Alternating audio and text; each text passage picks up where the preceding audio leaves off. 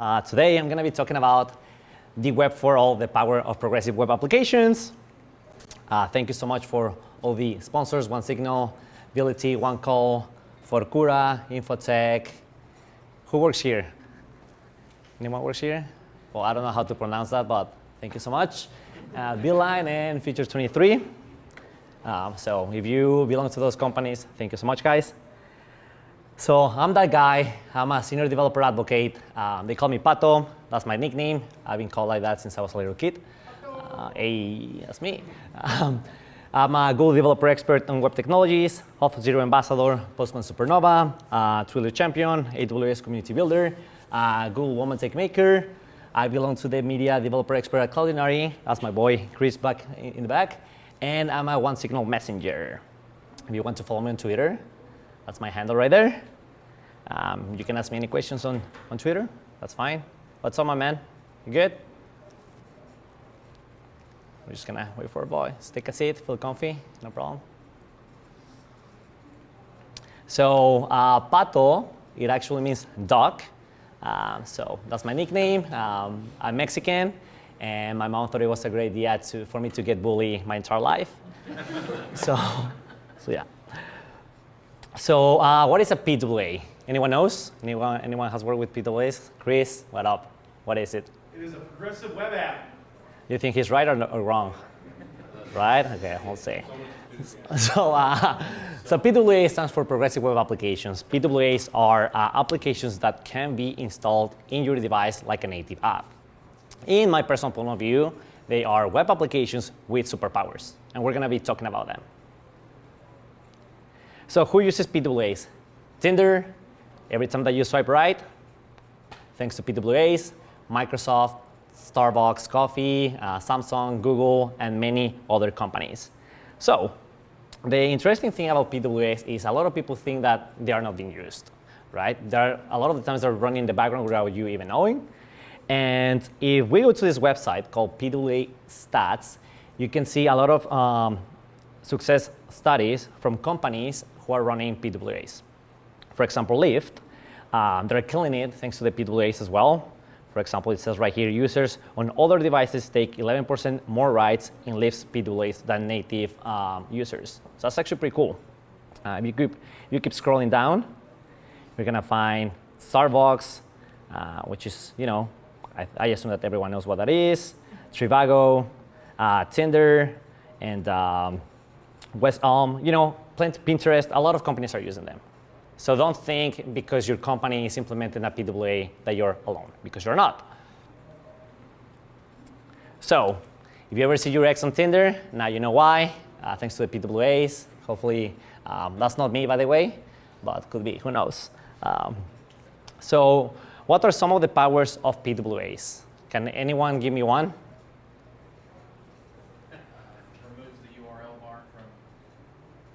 Okay, yeah. So he said that one of the superpowers of a PWA is to remove the URL if you have installed a PWA in your device. Why? Because whenever you have an application, you don't see the URL, right? Chris? Custom color themes for your app. That's my boy. That's a great one too. And we're going to be talking about that as well. So some of the PWA superpowers are installability, meaning you can install it in any device pretty much, right? You can install it in your Android device, iPhone, tablets, whatever you have. They're extremely SEO friendly because at the end of the day, a PWA is a website. So if you can incorporate SEO into a website, you can do it to a PWA, which if you look at it on the marketing perspective, that is a huge advantage over a native application. So they're push notification friendly. They're extremely performant. They provide great user experience because you can install in multiple devices, right? Like I was telling you, they provide offline experience, which in my personal point of view is probably the coolest superpower that they have. They can process payments and they're multi-platform. So if you're curious about what a PWA can do, there's this website right here that says what PWAs can do today. And they talk about all the superpowers that they have. As you can see, there's like plenty of them. But the most important or the more popular ones are the ones that I'm mentioning right here. So definitely take advantage of them. Sadly, not everything is awesome with PWAs. I wish it was, but it's not. So some of the disadvantages are that you don't really have control of the people publishing an application, right? So if you have a native application in iOS and Android, it goes through a review process, and someone in the background gives you the yay or the nay. Sometimes for an application that gets deployed into the Apple Store, it takes like a month or something like that. Maybe I don't know. With PWAs, that's not the case. You publish, it's online, everybody can use it, which it has their pros and their cons, right? Because you don't really have like a filter.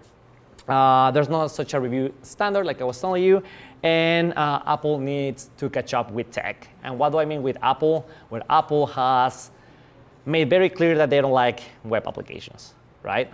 And some of the things that they have been blocking, for example, is the push notifications. They're finally becoming push notification friendly. So you might be wondering, wait, Pat, hold on. I actually do get notifications on my iPhone. You do because you have a native application. If you subscribe into a website, you're not gonna get them. So just keep that in mind. So that sucks for marketing perspectives. And you might be thinking, well, what about if I install Google Chrome on my device? Problem solved? No, it's not. Why? Because Google Chrome is essentially a mask or a theme for Safari. That's what it is. Safari is actually the thing running in the background. So if you didn't know, now you know, and it sucks. So why I fell in love with PWAs, this is actually a true story. So my story with PWAs. So I was doing consulting for a company, and that company, they were only like 5 countries back in the days. Now they are reaching 120 countries thanks to the PWAs. Why? Because the majority of their customers are located in developing countries, meaning they don't really have a reliable internet connection. So if you don't have a good internet connection, people couldn't buy their products. So now, thanks to PWAs, 1 out of 5 Americans have a product from the client that I work for. So probably someone here has the stuff from my client. So it's getting interesting.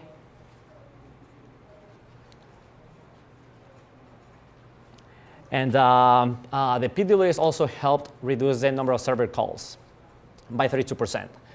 And why? Because of the caching strategies, which I'm going to be talking about them as well. And if you're reducing the number of server calls, that translates to your company saving money. Why? Because you're caching things and you don't need to be making all the calls to AWS Lambdas, which are like extremely expensive. So you can save money with PWAs as well. We increased the number of users by millions, and the user experience increased as well. Why? Because people were able to use the progressive web application offline, and the company was making over $8.8 billion in sales in 2019 thanks to PWAs.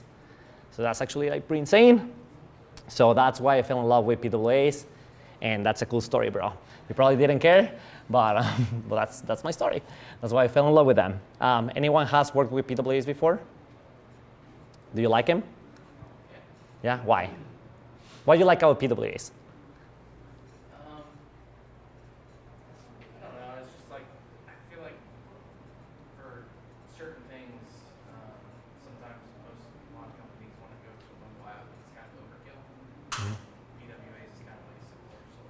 Yeah, exactly. You have JavaScript and you can deploy it everywhere, pretty much. Yeah, that's a good one. So the main components of a PWA. So you have the manifest, the service worker, and the web app. So the manifest is essentially telling your device how your application is going to look like. Like Chris was saying, you can change the background, you can change the color of the navigation bar, you can change the title of your app, because whenever you install it, you need to be giving the user the native look and feel of a native app. So whenever you install the application, you're going to have icons as well. You're going to have the starting URL. So every time your user restarts the application, is going to, in this example, is going to be set to the root. But if you want to change it to, I don't know, to the contact page, you can do that as well. No problem. And as you can see, I can change the background color, the theme color, and all that. So this is the main focus file where you tell your application, hey, this is how my application is going to look like whenever you add the application to your device. So the thing that powers up a PWA is a service worker. As you can see, the service worker lives between the app, the network, and the cache. Why? Because the service worker has the ability to intercept network calls and work with the cache. So that's where it lives. And interesting story, the service worker doesn't live in your source files. It lives in the root of your project, but doesn't go in the same files of your, I don't know, not the index HTML page, but maybe your about page or things like that. It has to go in the root file. So what can a service worker do? So thanks to a service worker, we can cache network calls. You can handle how the network requests are going to be handled. You can make the use of the background sync API, which allows you to defer actions until you have connection. A very cool example, and I'm going to be talking about maybe a company that you guys are familiar with, which is CSX.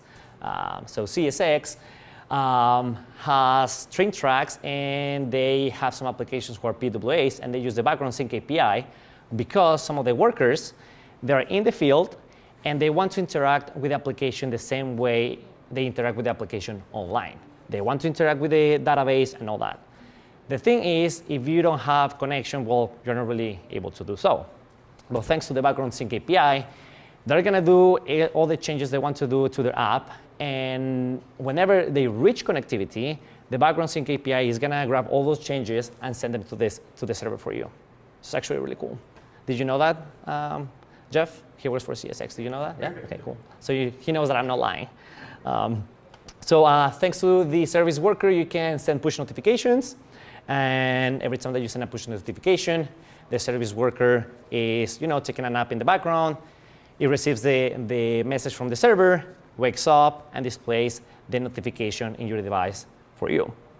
And yeah, thanks to the service worker, you can use your application offline thanks to the caching strategies. So working with the service workers. Any questions so far?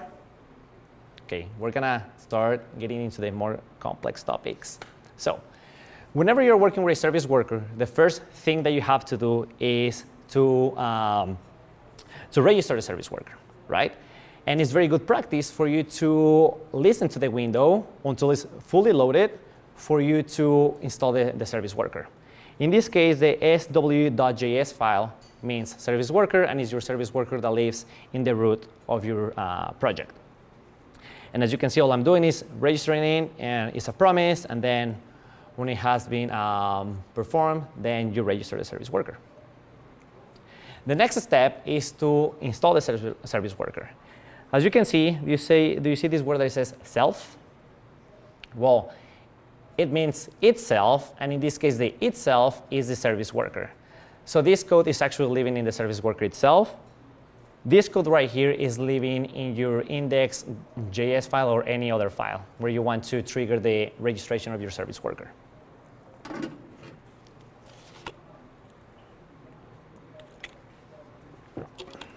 Okay, so during the install, something cool is happening here. As you can see, we have an async await call. Could be a promise as well, depending on how you like to write code. And what I'm doing here is I'm opening the cache because I want to cache things thanks to the service workers, and I'm passing a cache name. You can name it however you want. You can name it Code on the Beach. You can name it Pato. Doesn't matter. And once you have opened the cache, you're going to pass to the cache all the files that you want to cache. Pictures, images, videos, what else? Index, HTML files, CSS files. Wherever you want the cache, it goes there. No problem. Now, with the fetching, right, it's a little bit different. Why? Because you have the fetch, and right here, as you can see, I'm going to the cache, and I'm trying to see if the request exists in my cache. If it exists, then I'm gonna return what I have cached. Meaning, okay, so, hey, Pato, I have this application, I have this file that I want to cache. You cache it with your service worker, right? And with your service worker, you're gonna intercept the call. That way you don't make the calls to the server and bring the image back. You're only gonna grab it from the cache, which is gonna be instant. And if the asset, for example, in this case, the image doesn't exist in my cache, then I'm actually making the network call. Make sense? Cool. The other life cycle of the service workers is the activate service worker state. Basically, what I'm doing right here is I have a promise and I'm opening the cache, right? What I do here in the activate state is to clean all my old caches. Why? Because at the end of the day, your browser, in this case Google Chrome, has a memory size. So you don't want to fill your memory with things that you're not currently using. So what is happening right here is I have this promise. I'm going through my list of caches, right? Because you can have multiple of them, no problem. And what I'm doing is I'm replacing the new cache with my old cache. I'm removing the old cache. That way I have more space in my memory. But if you want to keep both of them, no problem. You can do that as well. So essentially, like I was telling you, this is how it works. You have your service worker. You have the install event, right? Then it goes to the activate event and goes to the caching and then throws to the trash what I don't want to use anymore. So far, so good? Yeah, great. So that's not only the only caching strategy that we have. There's multiple of them, but I'm going to be talking about the main 3 caching strategies with service workers. So the first one, cache falling back to the network. So we're going to start with the page. The page loads, and the service worker kicks in, and it's going to go to the cache. Suddenly, I don't have anything to the cache. So I'm going to go back to the network. I'm going to pull all the assets that my page needs. Then I'm going to send them back into my website so I can load the images, for example.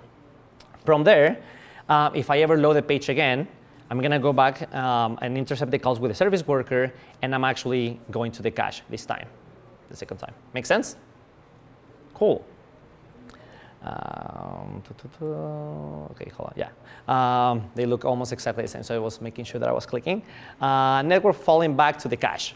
So in this example, you have the page, you have your service worker, you try to go to the network, and let's pretend that you don't have internet connection. Now you're actually going to the cache, and from the cache, you grab your assets and send them back to your website. So it's very similar, but different use case. The next one is cache, then network. So this one is a little bit more complex, so pay attention. So you have the page. The first thing that you do is go to the cache, right? And you can bring things back to your page. Or the other route that you can take is you go to the service worker, goes to the network, then it caches things, and then sends it back into the page, and you don't need to refresh the page. Make sense, Jay? All good? Yeah? Perfect. So if you have any questions about all this, you can look this caching strategy in this link as well. The same for the previous one that I talked about. So let's put this into practice. So I'm going to show you a demo. So everyone can see? Should I zoom in? All good? Right there? It's perfect? OK, awesome. So I have this super complex enterprise application. That's just a joke, by the way. Super simple. It's pretending to be a Nike store. So if you like Nikes, like I do, buy me some, because I don't get paid to do this. Anyways, as you can see, I have my cache name right here. Like I was telling you, you can name it however you want. And I have all the files that I want to cache. Sadly, whenever you're working with service workers, you have to cache the files manually. You cannot really do it in a dynamic way unless you're using like Angular, React, Vue, all of those products. They already have a solution for that.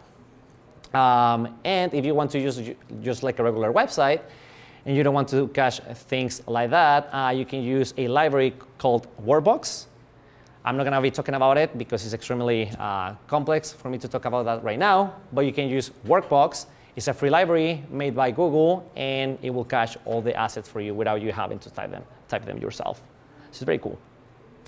Like I was telling you, this is my service worker file and lives in the root of my project. Like I was telling you, that is extremely important. If it's not in the root, you will have to specify your application and do some tricks around that. But the good practice is to have it in the root of your project. And I have this index.js file, and that one actually lives inside of a folder, right? This is just a normal, regular JavaScript file. And this is where I'm registering my service worker. When I'm registering, this file gets called, right? And as you see, I'm passing the name of my cache when I'm opening it. So I'm creating a new cache. And in this part right here where it says files to cache, I'm adding all those files into my cache that I just created. So far, so good? Yeah, makes sense? Awesome. And basically, this line right here is extremely important because after you have done the installation, it's going to jump directly to the activate state. If you don't have the line, you don't have to. You're going to have to wait for activation and do some fetch calls in order for your application to jump to the activate state. But this is a very common scenario. Like the majority of the people have that. And then, like I was telling you, you have the activate life cycle. And as you can see, I'm just going to minimize this part right here, and this one as well. So what's happening right here is I have my keys of files, of caches, I'm sorry, and I'm comparing them with my cache name right here. So if I ever change this name to, I don't know, version 2, it's going to compare version 2, is it equal to this name? It's not, right? So it's going to remove the old cache. And we're going to see that into practice as well, no problem. And right here, you have the fetching. Like I was telling you, if it's in the cache, brings me back the assets in the cache. If it's not in the cache, then I make the server call. So what I'm going to do is I'm going to show you this awesome application that I have right here. And if you open Google Developer Tools, is anyone familiar with Google Developer Tools? Never heard of it. Are you? You're not? Or you are? You never heard of it? Well, if you haven't, I know you have, but I'm still going to show you how to pull them up. You right-click on your page, click Inspect, and then you have this beautiful GUI that allows you to do crazy stuff with your application, like the console. In this case, I'm going to use the Application tab. Right here, we have the manifest file, which is the file that tells the device how is my PWA going to look like whenever I install this application into my device. And that file is living right here in my app, right here. It's just a JSON file, nothing crazy. And then I have the service worker, and as you can see, it says activated and it's running. So if you see this, you're on the right track. And then we can see the cache right here. As you can see, I see my PWA shell version 1.0, and I see all the assets that I have cached. Oh, sorry, you can. So this, okay, so there's the Nike shoes. Just have to keep scrolling down. So the cool thing about this is that now I have the option to install my application. Do you see this icon in the top of the page? If I click on it, it's going to give me the option to install the application into my device. I'm not going to do it right now, just because I'm going to keep showing you a few things on the browser. And if I go under here, under cache storage, like I was telling you, you have the name. And what happens if I change the name of my cache based on the things that I have taught you today? So this cache should be removed, and you are going to have the new cache with the assets that you're caching in the new cache. So we're going to go over here. I'm going to change this to version 2.0. And I'm going to remove this Nike shoe because I don't like it anymore. So I'm going to save this. I'm going to go back over here. And you see that I have version 1.0 and 2.0, and the 1.0 got removed. Were you able to see that? Okay, it was like pretty fast. So awesome. Now we are not wasting memory in our browser. We have the version 2.0, and I don't have the Nike 6 picture. Perfect. Now, the cool thing about PWAs is that they work offline. So if you go to the Network tab, and you click in here, it gives you the option to test your application in different network connections. That's actually super useful. So you can do it in fast 3G, slow 3G, or even offline. So I'm going to click offline. And what do you think is going to happen if I refresh the page? Say what? It'll be magic and it'll still work. Maybe I don't know how to write this, and maybe it doesn't work. Now I'm actually nervous. Let's see. So it's actually working, but there's a picture missing. Anyone knows why? So what? Check it out. Exactly, yeah. So you have to make sure that everything that you want in your application to keep working offline, you have to run a caching strategy to make sure that it works. So now I'm going to go ahead and install my app. Oh, I'm sorry, I was clicking on the wrong one. And now I have my beautiful application in my Mac like a regular native app. Here's the icon, and you can remove it from your device, no problem. And you can open it at any time. And as you can see, the navigation bar, it's black because I specify in the manifest file that I wanted it to be black. So far, so good? Awesome. Any questions so far? No? Perfect, because there's not much to talk about. So hopefully you like the presso. Hopefully it wasn't terrible, as I thought it did. So if you have any questions, feel free to ask me. And there are the resources right there. And the one in the top, that's actually a blog by Google. You're going to learn about a lot for PWAs about them. And the link in the bottom, that is actually the project. And I think that's it. Anyone has any more questions? No? Awesome. So that's all, folks.